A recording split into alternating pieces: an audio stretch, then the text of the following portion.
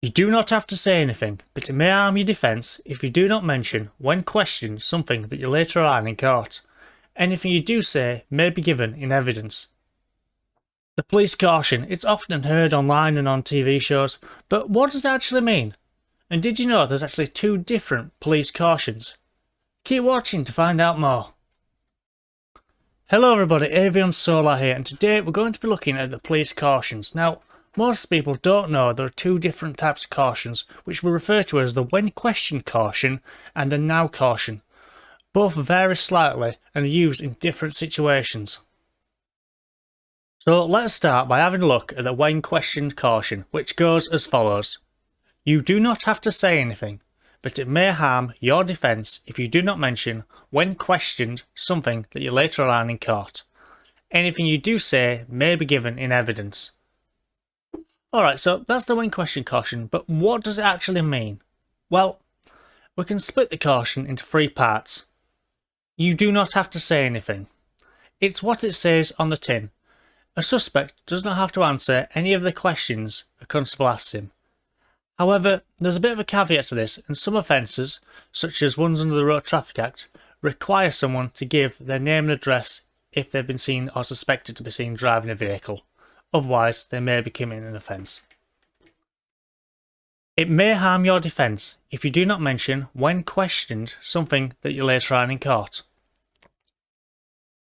So, this is the main bit of the caution, and basically what it's saying is, if a constable asks a suspect a question, and the suspect decides they don't want to answer it, and the case does go to court later down the line, and in court the suspect is asked the same question, and this time they decide to answer it, the court may draw an inference from this, which basically means they may think the suspect had time to think about their answer, and they may believe the suspect is lying. Anything you do say may be given in evidence. Anything the suspect says from this point onwards can be used as evidence in court, whether that be through an officer's note in a PMB recording what's been said, body worn camera, or an interview recording. Right, let's move on to take a look at the second caution, which is the now caution, which goes as follows. You do not have to say anything, however it may harm your defence if you do not mention now something that you later on in court. Anything you do say may be given in evidence. So you can see it's quite similar to the first one, with just the middle section changing. So the first part and the third part are both the same, however the middle section, it may harm your defence if you do not mention now something that you later on in court. This basically means that this is the suspect's last chance to give an account or put forward a possible defence before this case goes to court. And like with the when questioned caution, if they choose not to at this point, but then in court decide they're going to bring forward a defence, the court may once again draw an inference from this. So now we know about the two different cautions, but when should we use each? Well, the when questioned caution should be used when a suspect is arrested, before a suspect is interviewed, and any time a suspect is going to be questioned. The now caution should be used when a suspect is going to be charged, or when an officer is reporting a suspect for an offence.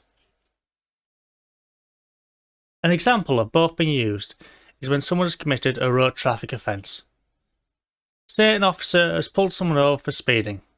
Before they question them about the speeding, they should give them the when questioned caution. That means that anything they say after that is admissible in court. Once they've spoken with the individual, and if they've ascertained that the individual did not have a legal valid defence for why they were speeding, they would inform them that they intend to report them for the question of prosecution for the offence of driving above the speed limit. They would then give them their now caution, as at this point it's the last opportunity for that individual to give an account or defence as to why they were speeding. So now you know the basics about the caution. If you have enjoyed this video, please do consider liking and subscribing, and if you like content like this, check out my channel, I've got other videos like this on there. I hope you have a very nice day.